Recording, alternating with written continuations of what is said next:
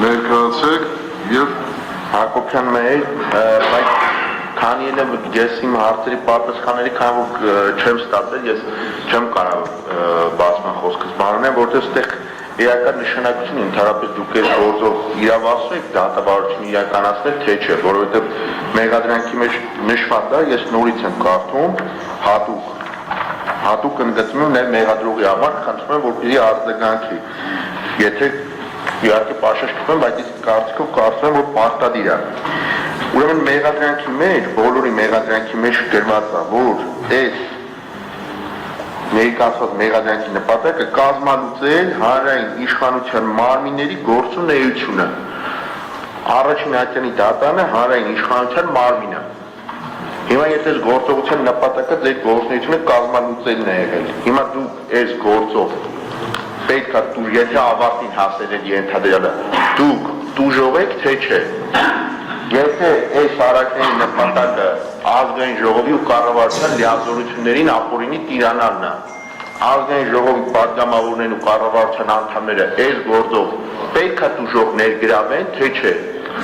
Եթե հիմա կարծում եմ, քանի որ sense գործ մեր անկախ պատմության ընթացքում չի եղել, որ 2000 հոգի ահաբեկիչ հայտնաբերվի,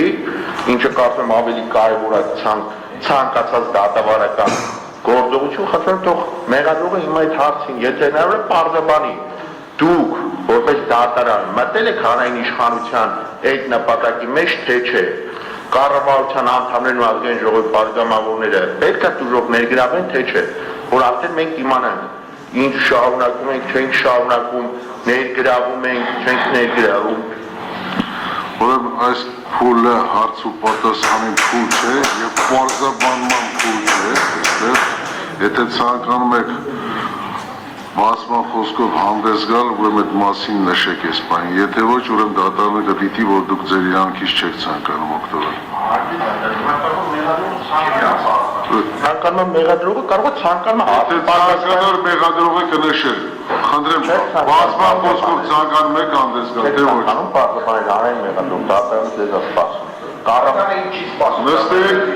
այսինքն կառավարությունը ես ոնց եմ կանխատեսում ձեզ հարգելի պաշտպան, եթե բացման խոսքով հանդես եք գալիս, հանդես եկեք, եթե ոչ, ուրեմն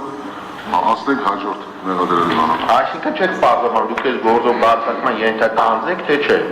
Դուք չպետք է բացակայեք, եթե գործի քննության ընթացքում դատավարությունը չի ասում։ Դատարանը արդեն իրավունքի չարաշահում է դիտում, նստեք։ Ես որոշում եմ պարզաբանել իրավունքի չարաշահումը։ Բոլոր չի որ պարզաբանման ձեզ որևէ բան տրվի։ Նստեք։ Բարձին, բացակայական ենթակա հանգամանքը ցանկացած փուլում չի կարելի այդ գա։ Նստեք։